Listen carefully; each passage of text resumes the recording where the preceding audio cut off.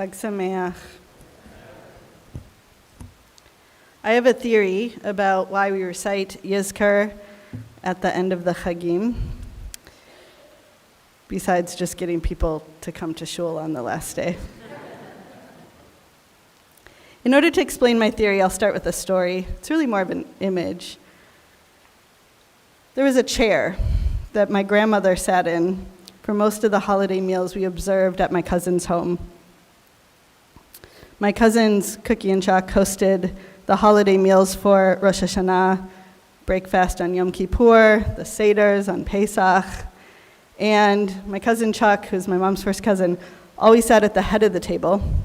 His wife, Cookie, sat next to him in the chair closest to the kitchen, and my grandmother, who was the matriarch, the oldest living relative at the time, she was the oldest in my generation, in my line. She sat on the other side of Chuck, across from Cookie, with a window behind her that faced the front yard. And these chairs were made of a dark brown wood with lattice backs, and they were upholstered in a velvety baby blue colored fabric. So you can kind of get the idea of what year they were made. After my grandmother died, for the first couple of years, no one wanted to sit in that chair. And over the years, then various people would occupy the seat. But everyone would always say, well, that's Muriel's chair. My grandma's name was Muriel. That's Muriel's chair. And I went to holiday meals at Cookie and Chuck's house most of the years of my life, from the time I was 3 years old when we moved to Minnesota, up until just a few years ago when they stopped hosting big meals. There were exceptions, like the years I lived in Israel, the years I didn't come home for the holidays, but I probably sat at their table for Seder 30 times. My family's version of the Seder involved reading through the Haggadah mostly in English, eating a meal, finding the Afikomen, and that was about it.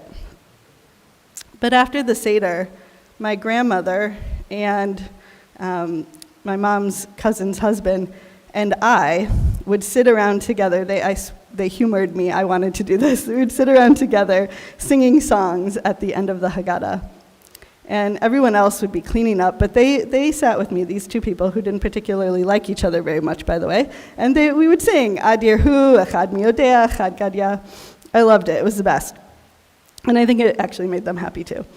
And a few months ago, my cousins sold their house and moved into a condo, and I found myself feeling really sad about it. Like, I kept crying about the fact that they were moving out of their house, and I thought, what right do I have? It's not my house, it's their house. But as I started thinking about the Seders this year, I realized what was bothering me about them moving. That chair where my grandmother sat, it's not there anymore. It seems kind of silly to say, but somehow it was as though as long as that chair was there, and we could point to it and we could say, that's Muriel's chair, that I had a stronger connection with her. We had a physical reminder of her during the holidays. And the memories of her, which have faded a bit over the years, were a little bit sharper around the holidays. I could picture her sitting there. And I thought of her anyway this year as I pulled out recipes written in her handwriting, which I can't use because she always left out ingredients or wrote them in such a cryptic way that no one can follow them. But still, I tried to make some of her famous dishes, her popovers, her meatballs. I haven't tackled her brisket tzimmus in a while. But this, I think, is what the Chagim do for us, particularly Pesach, right? The memories which, for those of us who have loved ones who have been gone for a while, and the memories have faded over the years, they come into a sharper focus. And our loved ones whom we have lost show up in the chairs they once inhabited, in the recipes they once made, or in the songs they used to sing. And this is why I believe we recite Yizkar on the Chagim. Why do we do it at the end? I'll get to that in a minute. Rabbi David Wolpe says that Passover reminds us that at the heart of Judaism is the deep yearning of God and human beings for one another. Deep yearning of God and human beings for one another. And that Passover celebrates love. He says it's not the kind of love, the Hallmark love, the candy and cards, but a love where souls are obligated and ennobled. a deep, passionate, purposeful love that is true. I think he's onto something here, although love honestly isn't the first thing I think of when I think about Pesach. Of course, we read Shir Hashirim yesterday. But I think, most of us, when we think of Pesach, we think about power, we think about oppression, we think about what it means to be free. And most of all, I focus on the Torah's unrelenting vision of justice that we're supposed to create after being freed from slavery. But ultimately, I think Wolpe is right that this is also a holiday that is very much about love and about relationships. And he's talking about the relationship, of course, between humans and God, between Israel and God. But I think also about the relationships between people. And as I've moved away from spending Pesach and most of the Jewish holidays with my family of origin, even though most of them live here, I'm struck by how quickly I've become attached to other memories. I think often on Pesach now about the big red chair that I sat in when Sophie was born at her first Seder as a newborn, and also we're creating memories in our own home. I think what Wolpe is suggesting is that the sense of connection we experience on Pesach drives us towards a higher purpose, not only the attachment to memories and to loved ones who are no longer with us, but experiencing that we're part of a story that really matters to us and to our world. The emphasis on transmitting Jewish stories and knowledge at Pesach can sometimes feel really heavy. Sometimes I think the Seder is the only Jewish experience that certain members of the next generation might have all year, right? But they're there. And for those of us who care deeply about making sure that the wisdom of our traditions gets passed along, it can be challenging to have all of that hang on the experience of 1 or 2 evenings at a meal where many people are focused on when the food is going to be served. My family seemed to care a lot about the chain of tradition, but they didn't quite have the depth of knowledge to understand what it meant to pass on something, to transmit something that would be meaningful to me. They could pass along recipes and they showed me lots of love, but they couldn't really explain to me why it mattered that we go through the motions of the Seder every year. And mostly they, like I said, kind of wanted to get together and eat a meal, but somehow it was enough for me to know that it mattered to them that we do that every year, and somehow I saw that there was more to it all, and I just needed the opportunity to explore it more deeply, which of course I eventually did. I remember being told at one point in my studies in Jewish education that Pesach provides great pedagogical tools, that the Seder encourages asking questions, and the whole experience of cleaning and then eating matzah for a whole week helps us really feel the affliction. And I think someone also told me once that it was great for kinesthetic learners, and I think that person must have forgotten about how much sitting is involved in the Seder. But okay, sure, there's some good pedagogical tools. What I think that Pesach does best, though, is provide the opportunity for telling stories. It doesn't give us the story to tell, but it makes space for doing it. I said this year at the Seder that we hosted in our home that I see the Seder as a mechanism of moral development. We tell this story year after year, not just so that we won't forget it or so that we can pass it along so the next generation will know it, but so they'll really know it, so they'll really understand it, and they'll know it well enough to understand its power and its relationship to morality. This year, that aspect of Pesach felt as important as ever.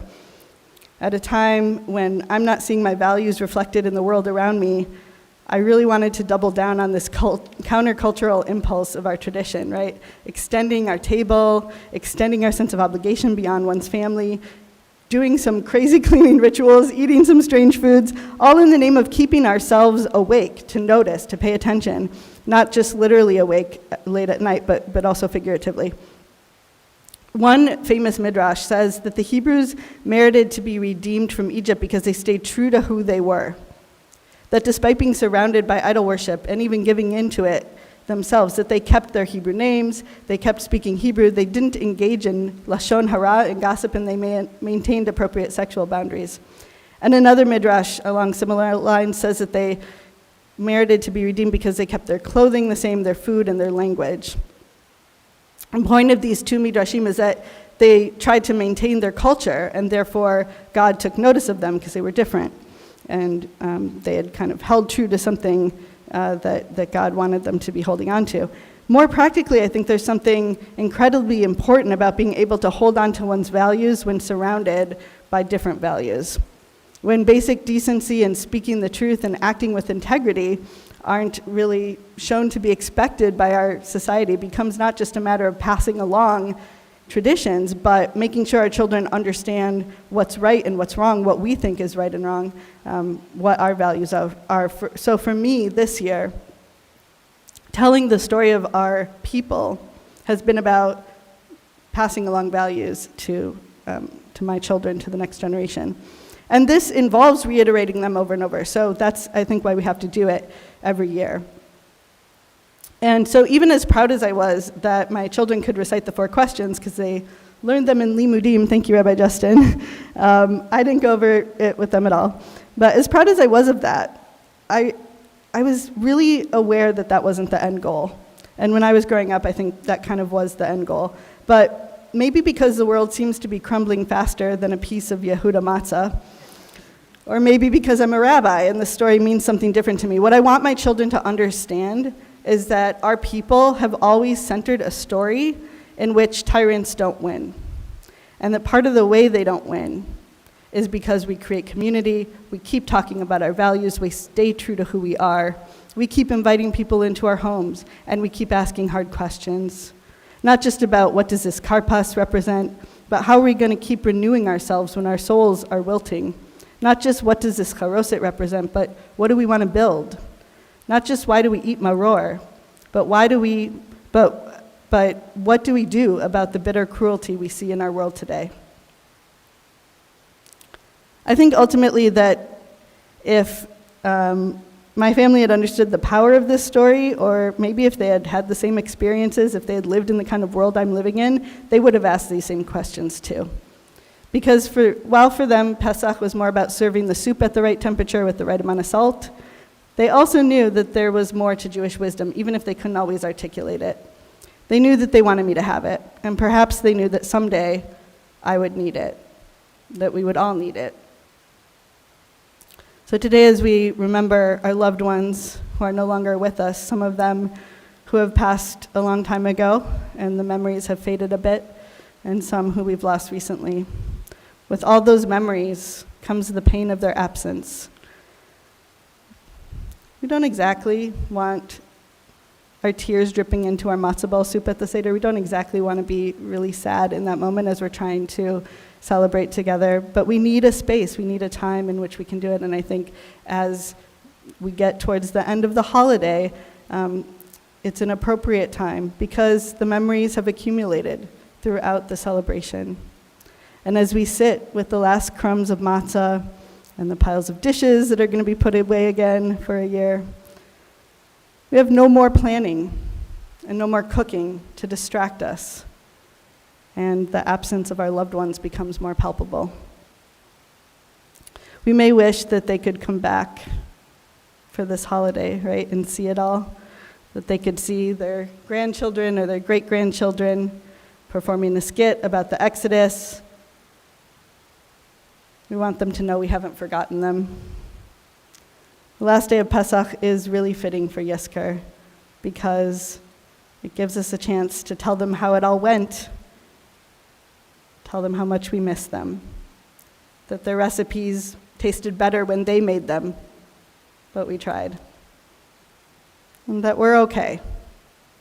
We've found a way to hold them close and to continue to live our lives, to continue to find joy.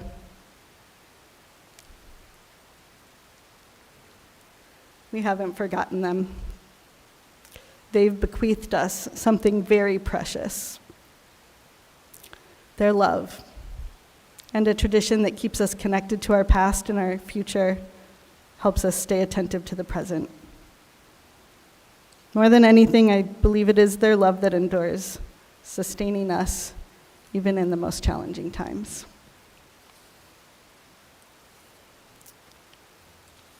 May the memories of all those who we're recalling at Yizkor today be a blessing to us as we honor them, even those who weren't always kind to us or didn't always know how to show us the love the way we needed it. Sometimes it's because of them that we've learned to do it differently. We honor all of them today. So we turn to Yizkor and make space for their memories, both bitter and sweet. Page 330 in the Siddur. We rise for Abel.